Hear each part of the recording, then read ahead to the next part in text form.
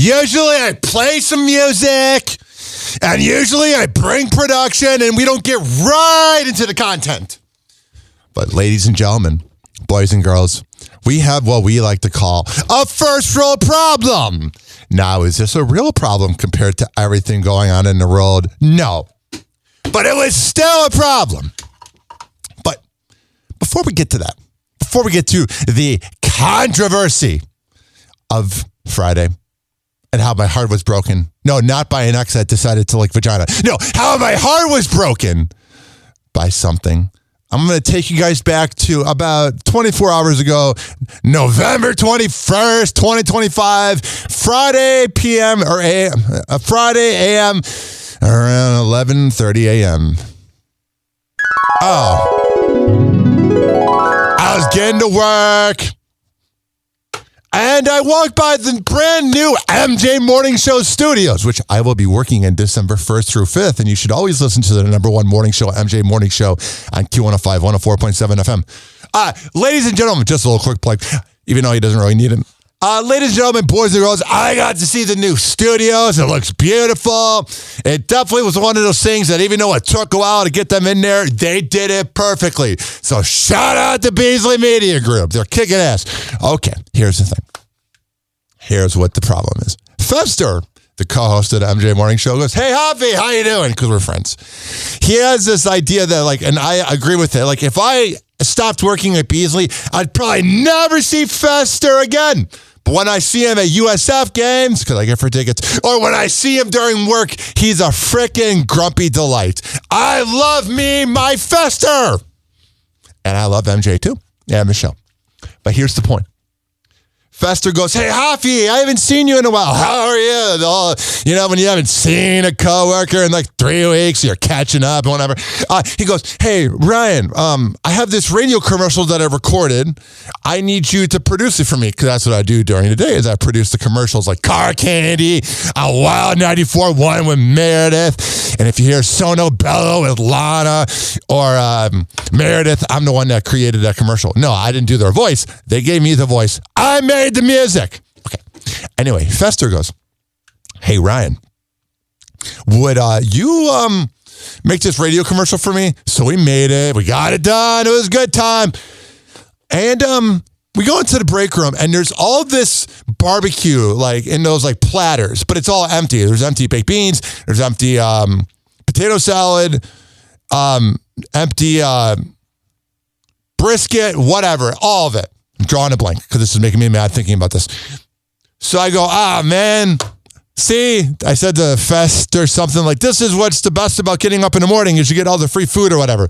And he goes, "Oh, I have a platter right here, like in one of those little white containers where they have the 3 little parts for food." He goes, whatever that's called, because I don't work in fast food. He goes, "Here, take mine." And it had like, because it's Fester, had like 4 scoops of pulled pork, had like 2 scoops of freaking potato salad, it had baked beans. It just looked better than sex. This platter of barbecue, ladies and gentlemen, boys and girls, was better than sex. You could have sex with a top model, and this barbecue platter was better than that. Maybe not. But guess what happened, ladies and gentlemen, boys and girls? There's the top row of the fridge. Because I could have easily, after I left work, just gone home because I live 2 minutes away and put it in the fridge. But I wanted to go to the chill room and see my friends. So I put the food on the top row of the fridge where it's kind of hidden a little bit. Not that much, but it's not like the middle row. And Fester goes, "Do you want to write your name on it? You want to put some tape around it?" I go, "I think that's fine. No one's going to take my barbecue. No one's going to take the food that obviously isn't theirs because if you were grabbing it, you would realize it's not yours." Now, if the food's sitting out in the break room, that's fair game, ladies and gentlemen, boys and girls. If you see the food in the break room, anybody's game. That's how radio works with the free perks. But if you see a container that is close, that is facing the other way, you probably... Here's what I think it really was, because I'm getting mad. I thought about it. I go, no one's really that much of a dick in radio. Yeah. But I thought about it, ladies and gentlemen, boys and girls. I said, maybe the person thought that they were putting all of the leftovers in a planner. So I tried to think positively about it. But man, I texted Drew Garava last night about it. We're texting a little bit. That's my boy. Because literally, ladies and gentlemen, boys and girls, you got to remember, I make a certain amount of money. I ain't making the MJ Morning Show or Orlando and the Freak Show or QIK money or Tony from Maxima.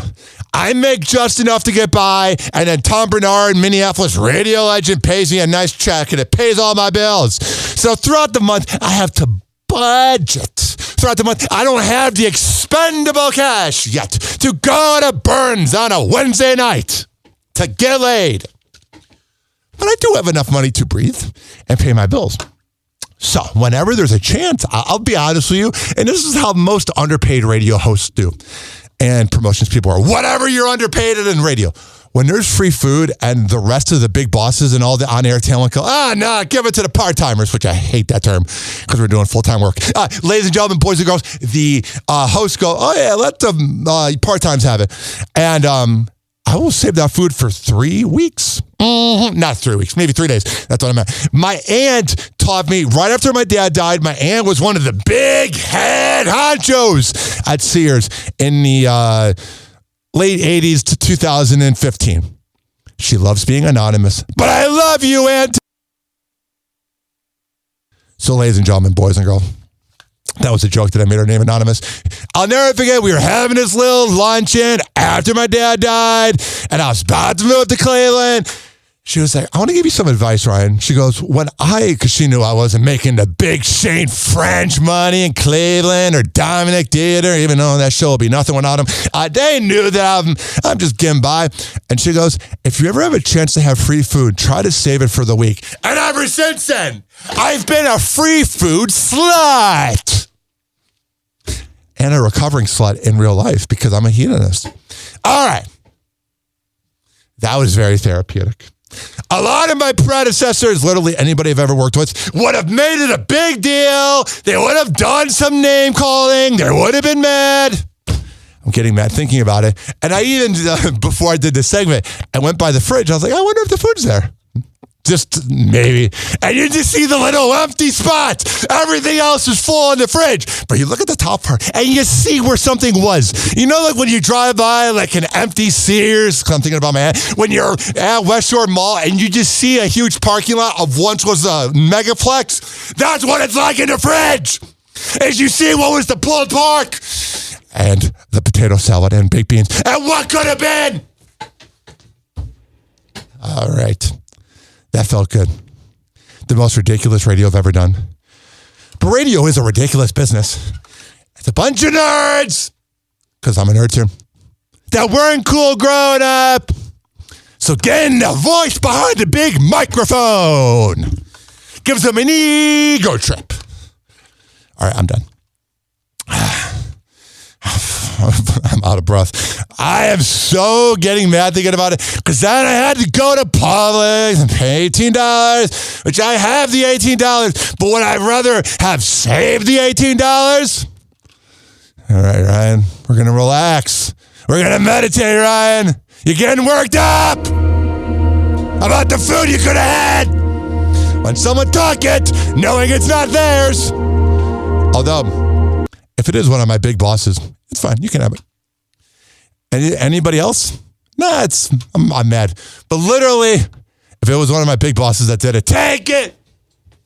You employed me after a bunch of radio people. Never mind. I'm a little manic right now with my bipolar, and I'm saying a little bit too much, which is what I do at cover bars, and it makes people uncomfortable. Is I never know when to turn off my happy hour character. And if somebody in the Kava community screws me over, kiss my ass. I'm a little worked up. Ryan, let's get this. Let's meditate. Oh, yeah. This is what my body feels like when I'm climaxing. All right, I'm good. I'll stop with the yelling. I know it bothers some people, but you got to just remember, that was bad. Happy Hour. Happy Hour.